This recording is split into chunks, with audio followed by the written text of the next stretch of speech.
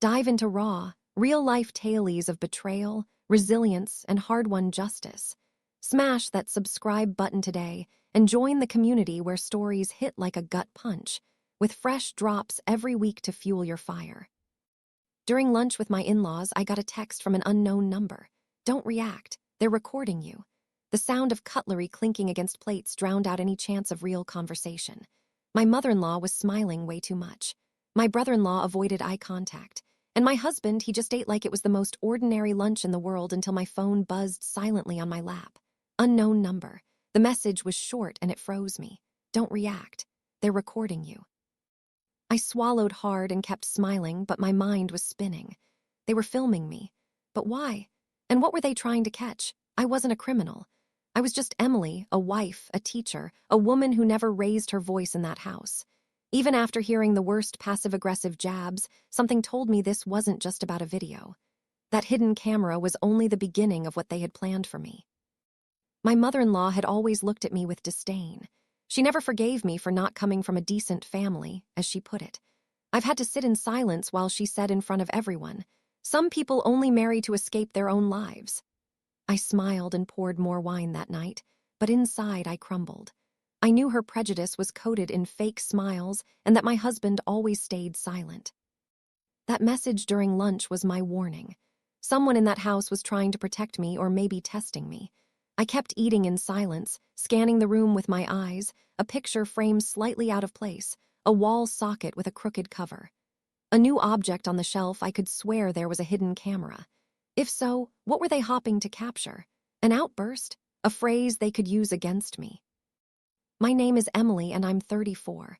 I'm a literature teacher trained to read gestures, silences, subtext. And in that moment, my instincts screamed. I was being manipulated or set up for something bigger. Maybe a legal trap, a false accusation, or just another attempt by my mother-in-law to erase me from that family for good. But right then, I did what I do best. I watched and I prepared in silence. If they were filming me, I had to give them the exact opposite of what they wanted, and I had to start filming too. The game had changed. This wasn't just a family lunch anymore. It was the start of a siege, and I wouldn't be caught off guard. But before anything else, I needed to know who sent that message and why now, after everything I had already swallowed in silence.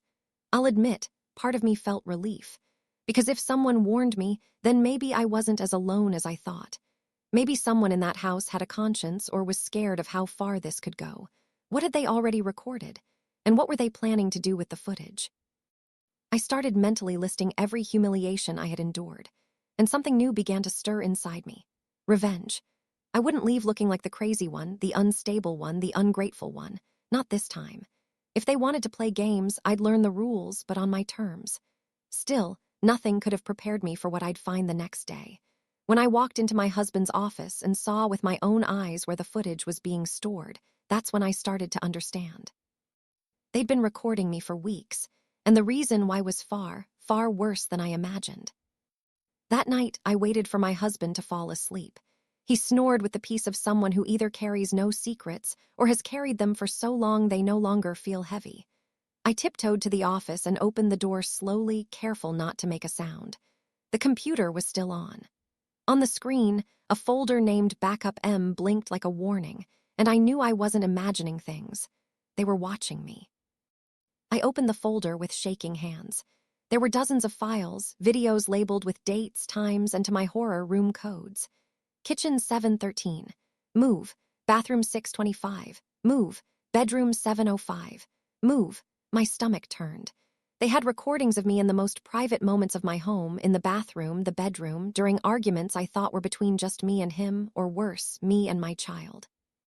I tried to stay calm as I opened one of the videos. There I was sitting in the living room talking to my therapist on the phone. I don't know how much longer I can stay in this house. I feel like I'm being watched. The irony made me want to laugh and cry at the same time. They had it all. My breakdowns, my weaknesses, my pain, archived like I was a clinical case or a threat. With every click, my rage grew. They weren't just filming me. They were collecting ammo against me and worse, editing the videos, cutting parts, rearranging my words. I noticed it because I knew my clothes. A shirt I wore only after that conversation showed up in an earlier clip. They were fabricating a narrative. But why? What were they trying to prove? That I was unstable. I went back upstairs without making a sound, but something in me had changed. I was hurt, yes, humiliated, yes, but I was also determined. This wasn't just a family drama anymore. It was a crime, an assault on my privacy, and I wouldn't be the eternal victim. I had to protect myself, get ahead of them. If they were recording, I'd record too, but not in secret, in a way that left no doubt. The next day, I bought an external hard drive and transferred everything. Made backups, set passwords, created a new email no one knew about, and sent the files to myself. Then I went to the school where I worked and requested a medical leave for acute stress. The principal tried to hide his surprise, but approved it.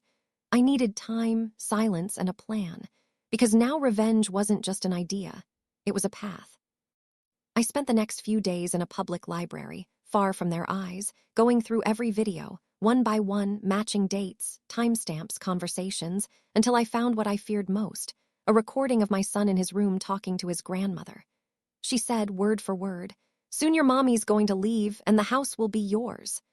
My blood ran cold. They were using my son against me, turning his childhood into a weapon. That was when pain turned into steel.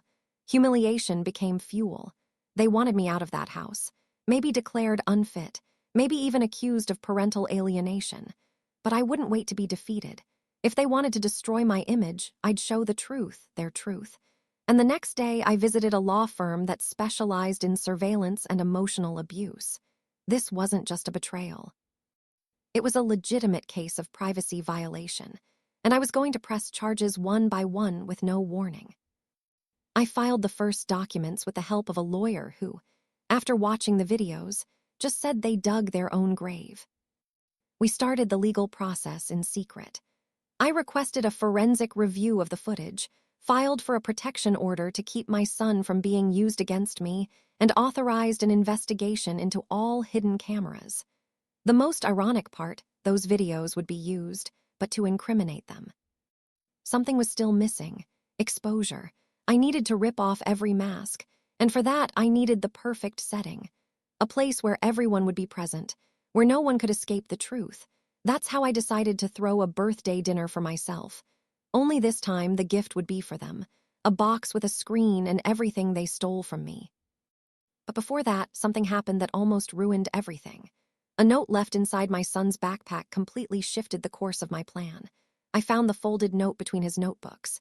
It was handwritten in cursive, unsigned. It simply read, "You need to leave. They're going to use the boy." My whole body froze. This wasn't speculation. It was a direct warning. Someone on the inside knew more than they were letting on, and the only thing keeping me there now was my need for justice. I held the note for minutes, shaking. I started replaying every conversation, every recent behavior. I remembered something my mother-in-law said days earlier. "Alex has been so quiet, like he knows something he shouldn't." At the time, I thought it was just another jab, but now it made sense. They were trying to turn my son against me, as if I were a problem to be removed, as if I were disposable. Walking to his room, my heart felt like it would burst out of my chest. I sat next to his bed and gently asked, "Sweetheart, has anyone been saying strange things about Mommy?" He hesitated, looked at the door like he was afraid someone might hear, then whispered, "Grandma said you want to take me away and never come back." My breath caught. This was worse than I imagined. I told him none of that was true, that I would never hurt him, that no one had the right to lie like that, but I saw the fear in his eyes and the doubt. They were succeeding, slowly erasing me from his memory, using childhood's fragility as a weapon, and that I would never forgive. What started as a silent revenge now had a new purpose: protect my son.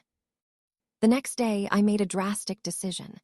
I took the note to my lawyer and asked her to include an emergency clause, request the court to temporarily suspend my mother-in-law's contact with the boy based on signs of emotional manipulation. She agreed. "If the judge approves, you'll have more freedom to act," she said. And that's what I did. I waited in silence as the court reviewed the request. At home, the tension grew. My husband seemed on edge, started coming home early, rummaging through drawers when he thought I wasn't looking. One night, he tried to access my computer. I saw it in the window's reflection. He knew something was coming, but had no clue it was already underway.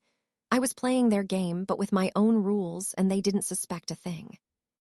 On Friday, I received the court order. My mother-in-law's contact with my son was suspended indefinitely. I smiled in silence, not out of spite, but out of relief. For the first time, I was protecting what I loved most. No matter how much they lied, manipulated, or betrayed me, I was going to fight, and I would win. A part of me was reborn that day, and with it, a coldness I didn't know I had. The next night, my mother-in-law showed up at my door, screaming, "What did you do, you ungrateful brat?" She yelled like a lunatic from the sidewalk. My son heard her and ran to the backyard. I simply closed the door. I knew her desperation was only the beginning, but what she'd do next completely caught me off guard, and for a moment almost made me question my own sanity. The next morning, I found my car scratched all over. Words like crazy, monster, bad mom were painted on the doors in white paint. My son saw it before I did. He stood frozen on the sidewalk, staring at the slurs as if trying to make sense of them. I knelt beside him and said, "Someone really sad must have done that." But inside, I was boiling. I knew exactly who it was, just another cheap shot to shake me. I called the police and filed a report. They took photos, asked questions, but made it clear. Without outdoor cameras on the street, it would be hard to prove. I stayed quiet. I knew she was counting on that on impunity. But what my mother-in-law didn't know was that I had installed a micro camera pointing straight at the garage entrance. And that night, she herself, wearing a black coat, left her signature on my gate. My lawyer watched the footage and said just one sentence. "Now we've got everything." We attached the video to the case, requesting a restraining order to keep her away from me and the house. It was my first real legal win, but emotionally I was drained. My son cried at night, asking if Grandma hated him. I said no. I lied, to protect a little heart that didn't yet understand betrayal. On Sunday during lunch, my husband slammed his utensils down and said, "You're tearing my family apart." I didn't look up, just kept eating. Inside, I felt a knot. He was showing whose side he was on, and it wasn't mine, but I already knew. His silence in the face of abuse had always been too loud, and now he was bothered because for once I wasn't passive anymore. That same afternoon, he tried to stop me from leaving the house, said I was turning the boy against his grandma, and that it could be considered alienation. I almost laughed. He, who allowed me to be filmed in secret, was now concerned about our son's emotional well-being. I showed him the court order, the restraining measure. He ripped it to shreds, but I had copies and witnesses. The final straw came that night. I found my son crying in the bathroom, saying his dad told him, "Mommy might be taken away if she doesn't get better soon." I sat on the floor and held him for hours. That was it. They were even using the fear of abandonment as a weapon. I couldn't wait any longer. The truth had to come out, not just in court, but in front of everyone. It was time to turn on the lights in that darkness. I went back to the birthday dinner plan, resent the invitations to the whole family, told them I wanted a moment of reconciliation. Everyone confirmed, hypocrites smiling in texts and calls while about to swallow their own poison. I rented a quiet venue, set up a projector, and prepared the videos, every single one. No edits, no cuts, no manipulation. During the week of the dinner, my husband started acting strange, glued to his phone, whispering into calls until one evening, I found a paper in his jacket pocket. It was a quote from a lawyer specializing in full custody battles. He was going to try to take my son, but before he could make a move, something unexpected happened. His sister asked to meet with me alone. I agreed to meet her at a quiet cafe downtown. She was the only one in that family who never got involved in anything, neutral, almost absent. But that day, her face was serious. She sat across from me, took a deep breath, and said, "Emily, I can't keep this in anymore." I said nothing.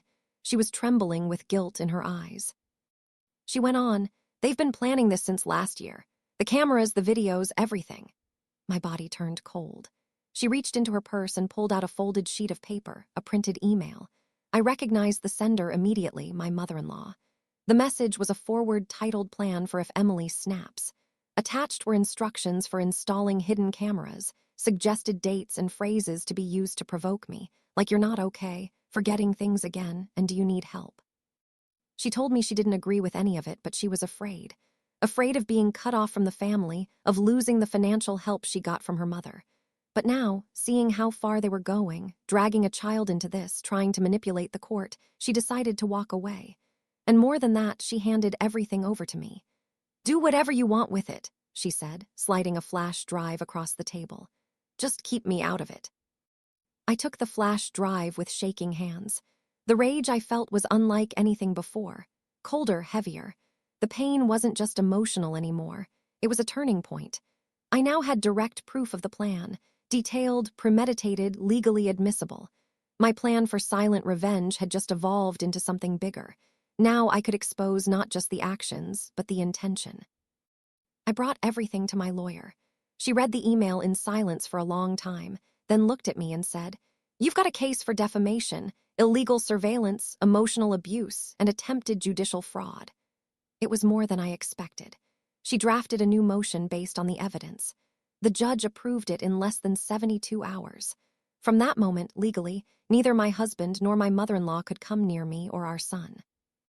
Even so, I went ahead with the dinner. I made sure to keep the invitation, kept smiling, pretended everything was fine. They thought they'd corner me with one last move, but I was the one directing the script. I hired a tech to run the projector, had the videos ready to go, set up the chairs, put flowers on the tables, soft music playing, a peaceful vibe, all an illusion. The morning of the dinner, I got an anonymous message. "Don't trust anyone today, not even the ones who smile." For a moment, I hesitated. Were they planning something else? A last-minute twist? But I was ready. Nothing they said or did could change what was coming. They wanted family drama, wanted to play dirty. Then they were about to taste the bitter flavor of their own cruelty. They all showed up with rehearsed smiles, hugged me, called me strong, asked how I was. My mother-in-law even brought flowers. But when the lights went out and the projector came on, silence hit the room like a heavy curtain. And what showed on the screen made my mother-in-law scream. But the worst was yet to come because someone was about to stand up for her. And it would be the last time. The room darkened and the video began with the gentlest image possible, me reading a story to my son. Then the screen flickered and an audio recording played. It was my mother-in-law's voice. "She'll destroy herself. We just need to give her a little push." Some people chuckled, unaware of the context. Others looked around, visibly uncomfortable. Then came the blow. Side-by-side footage, the edited videos versus the originals. The montage clearly showed the manipulations. One video showed my supposed meltdown late at night. Next to it, the original revealed I was simply crying quietly, reading a farewell letter from my late father. The distortions were grotesque. Faces in the room began to shift. The silence was broken by a harsh thud, my mother-in-law's hand slamming the table. "You set all this up." That's when her husband stood up for the first time. He raised his voice. "You set it up, Susan, not her." Everyone turned toward him. "I bought the first camera, but I never knew you were manipulating the child. You've gone too far." My mother-in-law gasped. She looked around as if searching for an exit. An ally, a lifeline, but everyone was watching now and no one moved. My husband tried to cut the projector. He got up and rushed to the tech booth, but the technician I hired was already ready. "There's one more part," he said, glancing at me, and I gave the nod. The next clip was the one where my husband told his lawyer, "I'll push her until she loses custody, then we'll get the house and the kid." A woman from his family started crying. An uncle stood up and walked out. My son wasn't there, thank God. He spent the weekend at a friend's house as part of my plan. I didn't want him to see any of this. Not yet, but it had to be done. This was my revenge. Real, cold, painful. It was the moment where each of them would have to look into their own reflection. I didn't want applause, I wanted justice. And in that room, I finally felt it. At the end, no one could look me in the eye. Some apologized, others left in silence. My mother-in-law sat frozen. Her husband stepped away from her. My husband just stared at me like he couldn't believe he'd lost. He muttered, "You ruined everything." And I replied, "I just took off your masks. The rest you did all by yourselves." I stood up, walked out, and left them all to sink. In the car, I took a deep breath. My heart was still racing, but not from fear, from relief. My phone buzzed. A new court notification. The judge had approved the request for full temporary custody with a complete no-contact order until the next hearing. The words on the screen felt like a hug. I had won, but something was still missing. something no one in that room expected, not even me. I got home, took off my shoes, and dropped onto the couch. But when I turned on the light, I saw a white envelope sitting on the table. No name, no return address. Inside, there was only one photo of me asleep, and on the back handwritten, "You still don't know what I'm capable of." I held the photo with trembling hands. It was recent. My hair, the sheets, even the book fallen beside me. It all matched the night before. Someone had been inside my house. While I slept, after everything I'd exposed, after all the court orders, someone still got through my door. The fear sank in slowly like poison. I wasn't safe. I never had been. I looked around. The windows were locked. So was the front door. But what about the back? The spare keys my mother-in-law used to have, or worse. Did my own husband still have secret access? I rushed to check every lock, every crack. It was like reliving the trauma of the hidden cameras, but now the threat was physical. I was sleeping under the same roof, where monsters still roamed free. I called my lawyer immediately. She was blunt. "Don't panic. Put the photo in a plastic bag and take it to the police first thing tomorrow." That's exactly what I did. The next day, I filed a report for trespassing and stalking. The police came to my house, asked questions, examined the envelope, but deep down I knew it would be hard to find the person if they were already this close. I spent the next few nights sleeping with the lights on, a kitchen knife hidden under my pillow. Any sound made me sit upright. I was on the verge of a breakdown, and that's exactly what they wanted.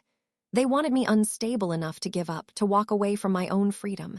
But if there's one thing I learned from this war, it's that desperation isn't weakness. It's fuel. My lawyer filed a new request, a full perimeter restriction, house, street, surrounding areas, and this time the judge didn't hold back. A security order with electronic monitoring was granted. If anyone got close, I'd get an alert. But even then, it didn't bring peace, because the real violence wasn't just physical. It was mental, emotional, and they knew how to play that game. With the case ongoing, my husband started playing the victim, told his family I'd kicked him out unfairly, posted old pictures with our son, adding captions like, "Absent father, thanks to alienation." He gained support from people who had no idea what he'd done. I got attacked online, called cruel, unstable, opportunistic. The pain came back, but this time I had armor. I created an anonymous account, and I started posting the videos one by one with dates, context, short captions, no personal attacks, just facts. And what started with 10 views turned into 10,000, then 100,000. In just a few days, local news outlets began reporting on the case as an example of psychological abuse and family manipulation. I got messages of support from other women, from mothers, from sons, and my voice started to grow. But one quiet night, I got a phone call that made my blood freeze. The number was unknown. The voice on the other end was low, metallic, disguised. "You're exposing too much, and we're not the only ones watching now." The line went dead. And in that moment, I realized my revenge was working. But maybe I had awakened someone even worse than I imagined. I stood there holding the phone, staring at nothing. That voice wasn't my mother-in-law's or my husband's. It was something else, colder, more distant, like someone watching from the outside and getting irritated. I started wondering who else might have something to lose. Who else would want to silence me or bury this story? And then it hit me. Maybe this went deeper than I thought. That week, my most shared video was the one of my husband talking to his lawyer, plotting to take my son and the house. The fallout exploded. A TikTok creator covered my story. And soon after, I got a message from a woman saying, "He did something similar to me years ago, but no one believed me." That lit a spark. Had my husband tried this before? I asked my lawyer to look into his public records. We found out he'd been named in a similar custody dispute, but the case never moved forward. The woman had dropped it, maybe out of fear, maybe out of exhaustion. I tried contacting her, and to my surprise, she responded. We arranged to meet, and what she told me made my stomach turn. The tactics were identical. The pattern was obvious. She'd been recorded, too, discredited, isolated, but in her case, he had help. A family friend, someone influential who helped cover it all up. That man's name, an old acquaintance, the partner at the law firm where my husband worked. Now it all made sense. He wasn't acting alone. There was a network, a web, a system built around him that protected and silenced women. I got home with sweaty palms, started combing through the divorce papers, the clauses, the contracts, and there it was, the partner's name on several documents. He wasn't just a bystander. He was part of the machinery. Worse, he controlled most of my husband's assets. If I wanted to cut off the serpent's head, I'd have to go beyond the family. I'd have to hit where it hurts most, money and reputation. I spent the next few days gathering evidence. The other victim gave me permission to attach her account to my case with documents, screenshots, even old recordings. With everything in hand, I asked my lawyer to contact the Bar Association. If everything went right, that partner would lose his license and my husband would lose his job. That would be their first fall. But there was still one last part of the plan, the public one, the final one. The company's charity event was scheduled for Saturday. My ex-husband would be there, the partner too. Both were set to go on stage to talk about family values. I took a deep breath and decided that was it. That would be my final arena. And not with screaming, with documents, with images, with truth. They would give their speech and I would show who they really were on a giant screen in front of everyone. The day before the event, I got a new delivery, an envelope. No threats, no words, just a signed copy of the sale contract for the house I was living in another woman's name, dated 2 days earlier. I just stood there staring at the contract. The house was now under another woman's name, someone named Lisa Grant. I had never heard of her, but what hurt the most was recognizing his signature. The man who'd shared my bed for years had sold our home behind my back before we even knew the judge's final ruling. I was just an obstacle to be removed discreetly, a stone in the path of his fresh start. I woke up early on Saturday and got dressed calmly, simple clothes, hair tied back. I brought an envelope with me. Inside, copies of everything, the recordings, the contracts, the ex's screenshots, the partner's emails. This was my final move. The event hall was packed. Lawyers, business people, families with children. My ex-husband stepped onto the stage with the partner beside him. They talked about values, talked about unity, applauded their own hypocrisy. I waited until the end of the speech. Then I stood up, walked over to the AV technician, handed him the flash drive and said, "Play this when I give the signal."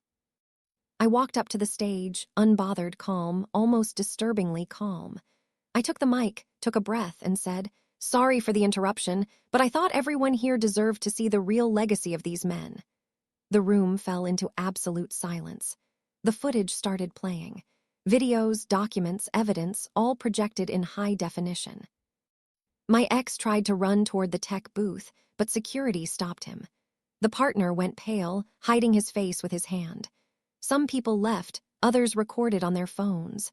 No one said a word for long minutes, just the sound of truth echoing through the walls. This was my revenge. Not with shouting, with facts, with courage, with justice. I left the stage without looking back. In the parking lot, my lawyer was waiting. "Congratulations! You did what no one else had the guts to do." The next day, both men were suspended from the firm. An official investigation was opened. The company lost sponsors. The house couldn't legally be transferred to that Lisa woman because now there was a fraud complaint tied to the sale, and full custody of my son was confirmed. I received invitations to share my story on TV shows.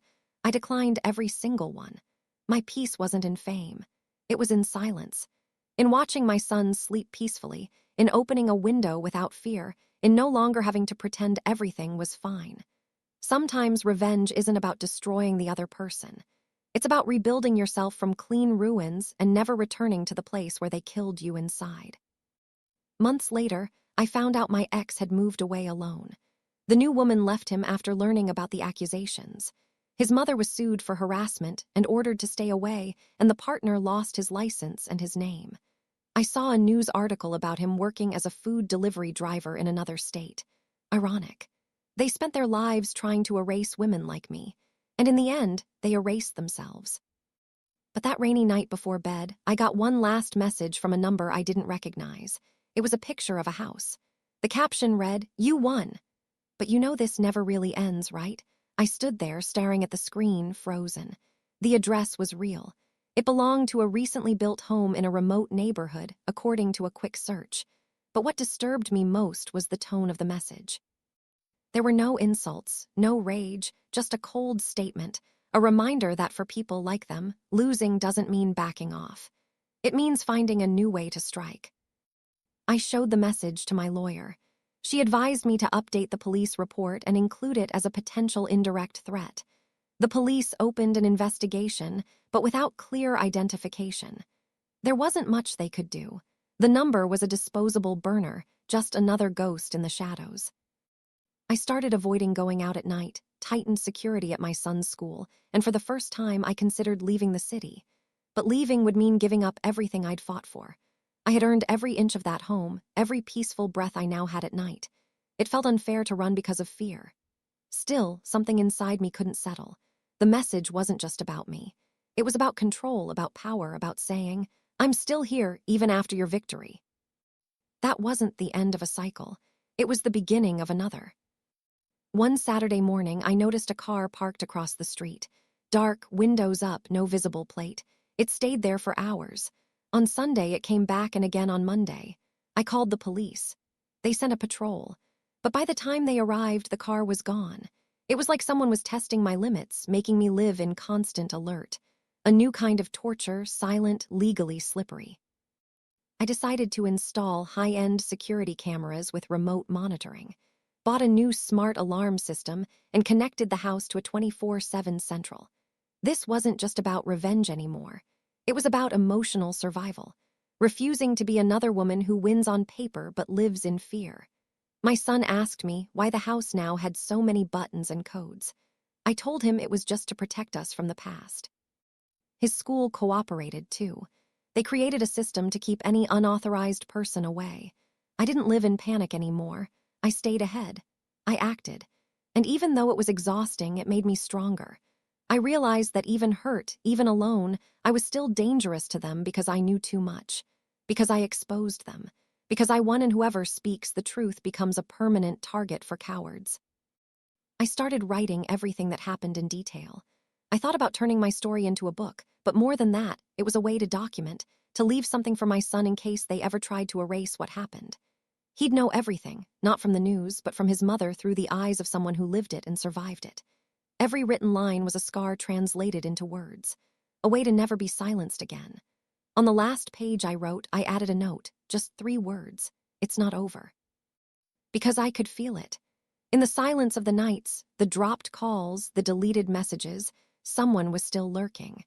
And when I finally found the real name of the woman on the contract, I discovered something that made me freeze all over again. The name on the sale contract sounded too generic, Lisa Grant, but something about it bothered me. I started searching public records, social media, any trail, and I found it. A deactivated Instagram account with just one profile picture, a black and white photo. And even in low resolution, my heart raced. That woman wasn't a stranger. I had seen her before.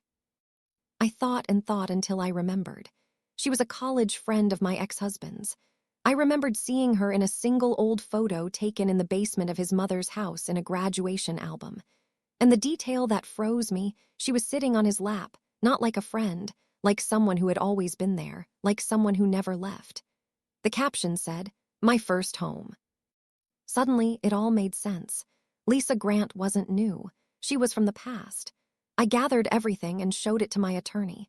She confirmed that Lisa had been involved in an old identity fraud case in another state. She'd changed her name years ago. That explained why it was so hard to find her. She was the invisible piece of a chessboard already set before I even got married. The new girlfriend was actually a woman who had never accepted being left. Someone who waited and planned. My mother-in-law used to say, "Some people just don't know their place." Now I understand. Lisa was probably always Plan B. She had always been there. The house contract wasn't just about ownership. It was symbolic, a message. The victory they thought was already theirs. It made me question how much of my life had been controlled by hands I'd never seen. But now I saw, and that weakened them. I filed a motion to annul the sale based on fraud and a pre-existing relationship between the buyer and the seller. I submitted proof of their history and of Lisa's involvement in attempts to emotionally destabilize me. The court agreed. The house went back under judicial review. Lisa vanished. So did the number that sent the last threat. But instead of relief, I felt a silence I couldn't trust. It was like something was still lurking. My son started smiling again, sleeping better. I could cook calmly, listen to music, work, but always with that feeling that I needed to keep looking over my shoulder because people like them don't give up. They just retreat and observe, waiting for a slip-up, waiting for a crack, and I couldn't afford to be naive anymore, not after everything I'd lost, not after everything I'd faced. The wound had healed, but the skin would never be the same. One day, I got a voicemail from a blocked number. 3 seconds, no words, just the sound of a child saying, "It's her." I knew that voice. It was my son. The recording came from some conversation, some private moment, as if they'd managed to capture something from inside my house. That broke me. I rushed to check every device, every camera. No signs of intrusion, but the recording was real. I brought it to the police. They said it might be fake, but I knew it was too personal. It was the final message. They still had access to something or someone. And that night before bed, I looked in the mirror and saw a faint blue light glowing from inside the lampshade. I walked to the lamp without breathing. The glow came from a tiny blue light barely visible. It was a micro camera hidden inside the metal frame aimed directly at my bed. My knees gave out. How? After everything, after the court orders, the security, the reports, someone had still broken into my space again. Again, I called the police immediately. They collected the device and, based on its model, traced the signal's origin. The address was familiar. A rental apartment under the name Lisa Grant, paid for by a company linked to my ex-husband's former partner. It was all there, twisted, dirty, and now finally exposed. But this time I didn't want distance. I wanted prison. With all the evidence gathered, my attorney filed formal charges. Stalking, violation of a court order, invasion of privacy, and endangerment of a minor. The judge didn't hesitate. A search warrant was issued. The police knocked on Lisa's door in broad daylight. Inside the apartment, they found more equipment, notes, even printed photos of me and my son. It was obsessive. It was sick. Lisa was arrested. The ex-partner, too. My ex-husband was indicted as an accomplice for covering up their actions. Even after the first complaints, the media exploded with the story. What started with a woman secretly filmed turned into a national scandal of stalking and legal manipulation. For the first time, I saw all 3 faces on the news, not as winners, but as criminals. And me, I went back to living. I moved to a new house, a smaller town, a new job. I picked a cul-de-sac with elderly neighbors and flowers on every window. My son laughs often now. He's growing up lighthearted. He knows the basics of what we went through. I never got another threat. Never saw another car parked out front. Never again had to sleep with a knife under my pillow. Today, when I look in the mirror, I don't see the exhausted woman who used to fear her own home. I see a survivor, a mother, a force. And if anyone ever tries to erase me again, I hope they know. I already went to war with my own family and came back with their heads on a platter.